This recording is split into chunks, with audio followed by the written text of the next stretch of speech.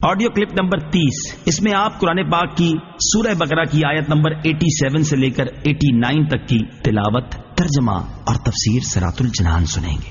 بسم اللہ الرحمن الرحیم۔ ترجمہ: اللہ کے نام سے شروع جو نہایت مہربان رحمت والا ہے۔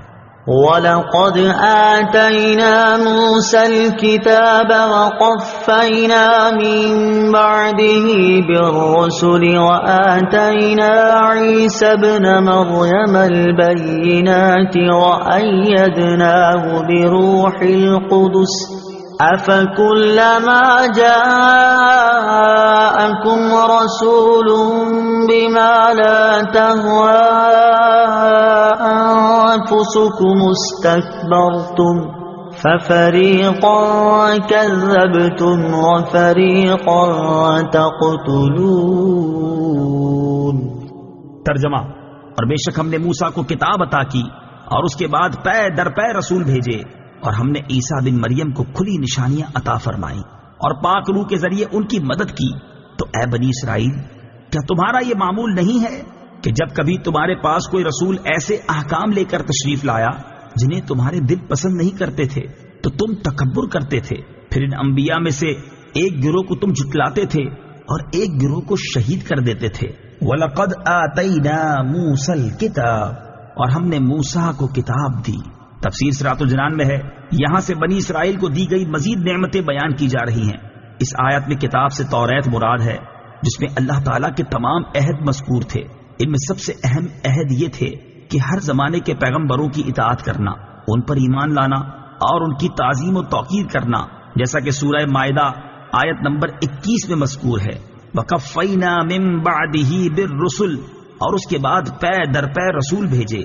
تفسیر صراط الجنان میں ہے، حضرت موسیٰ علیہ الصلوۃ والسلام کے زمانے سے حضرت عیسیٰ علیہ الصلوۃ والسلام تک متواتر انبیاء کرام علیہ الصلوۃ والسلام آتے رہے۔ ان کی تعداد 4000 بیان کی گئی ہے۔ یہ سب حضرات موسیٰ علیہ الصلوۃ والسلام کی شریعت کے محافظ اور اس کے احکام جاری کرنے والے تھے، اور چونکہ ہمارے آقا خاتم الانبیاء صلی اللہ تعالی علیہ وآلہ وسلم کے بعد نبوت کسی کو نہیں مل سکتی، اس لیے شریعت محمدیہ کی حفاظت و اشاعت کی خدمت علماء ربانی اور مجددین کو عطا ہوئی۔ آتینا عیسی ابن مریم البینات، عیسیٰ بن مریم کو ہم نے نشانیاں دی۔ ان نشانیوں سے مراد حضرت عیسیٰ علیہ الصلوۃ والسلام کے معجزات ہیں، جیسے مردوں کو زندہ کرنا، اندھوں اور برس والوں کو صحت دینا، پرندوں کی صورتوں میں جان ڈال دینا، غیب کی خبریں دینا وغیرہ، جیسا کہ سورہ آل عمران کی آیت نمبر 49 میں ہے۔ وَأَيَّدْنَاهُ بِرُوحِ الْقُدُسِ، اور پاک روح کے ذریعے اس کی مدد کی۔ روح القدس سے حضرت جبریل امین علیہ الصلوۃ والسلام مراد ہیں کہ وہ روحانی ہیں اور ایسی وحی لاتے ہیں جس سے دلوں کو حیات یعنی زندگی ملتی ہے۔ حضرت جبرائیل علیہ الصلوۃ والسلام کو حضرت عیسیٰ علیہ نبینا علیہ الصلوۃ والسلام کے ساتھ رہنے کا حکم تھا۔ حضرت عیسیٰ کے آسمان پر اٹھائے جانے تک حضرت جبرائیل علیہ الصلوۃ والسلام سفر و حضر میں کبھی آپ سے جدا نہ ہوئے، اور حضرت جبرائیل کی تائید حضرت عیسیٰ علیہ الصلوۃ والسلام کی بہت بڑی فضیلت ہے۔ حضور سید المرسلین صلی اللہ تعالی علیہ وسلم کے صدقے میں آپ صلی اللہ تعالی علیہ وسلم کے بعض امتیوں کو بھی روح القدس کی تائید میسر ہوئی۔ چنانچہ بخاری ابو داؤد کی حدیث میں ہے کہ حضرت حسان رضی اللہ تعالیٰ عنہ کے لیے ممبر بچھایا جاتا اور وہ نعت شریف پڑھتے۔ حضور پر نور صلی اللہ تعالیٰ علیہ وسلم ان کے لیے دعا فرماتے، اللہم ایدہ بروح القدس، اے اللہ روح القدس کے ذریعے حسان کی مدد فرما۔ وَقَالُوا قُلُوبُنَا غُلْفٌ بَل لَّعَنَهُمُ اللَّهُ بِكُفْرِهِمْ فَقَلِيلًا مَّا يُؤْمِنُونَ۔ ترجمہ: اور یہودیوں نے کہا ہمارے دلوں پر پردے پڑے ہوئے ہیں، بلکہ اللہ نے ان کے کفر کی وجہ سے ان پر لعنت کر دی ہے، تو ان میں سے تھوڑے لوگ ہی ایمان لاتے ہیں۔ قلوبنا غلف، ہمارے دلوں پر پردے ہیں۔ یہودیوں نے مذاق اڑانے کے طور پر کہا تھا کہ ہمارے دلوں پر پردے پڑے ہوئے ہیں۔ ان کی مراد یہ تھی کہ حضور اقدس صلی اللہ تعالی علیہ وآلہ وسلم کی ہدایت ان کے دلوں تک نہیں پہنچتی۔ اللہ تعالیٰ نے اس کا رد فرمایا کہ یہ جھوٹے ہیں۔ اللہ تعالیٰ نے دلوں کو فطرت پر پیدا فرمایا اور ان میں حق قبول کرنے کی صلاحیت رکھی ہے۔ یہودیوں کا ایمان نہ لانا ان کے کفر کی شامت ہے کہ انہوں نے سید المرسلین صلی اللہ تعالی علیہ وآلہ وسلم کی نبوت پہچان لینے کے بعد انکار کیا تو اللہ تعالیٰ نے ان پر لعنت فرمائی۔ اس کا یہ اثر ہے کہ وہ قبول حق کی نعمت سے محروم ہو گئے۔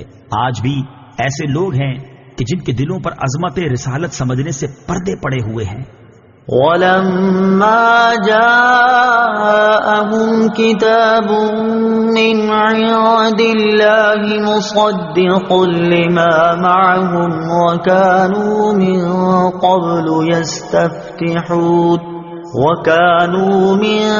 قَبْلُ يَسْتَفْتِحُونَ عَلَى الَّذِينَ كَفَرُوا فَلَمَّا جَاءَهُم مَّا عَرَفُوا كَفَرُوا بِهِ فَلَعْنَةُ اللَّهِ عَلَى الْكَافِرِينَ۔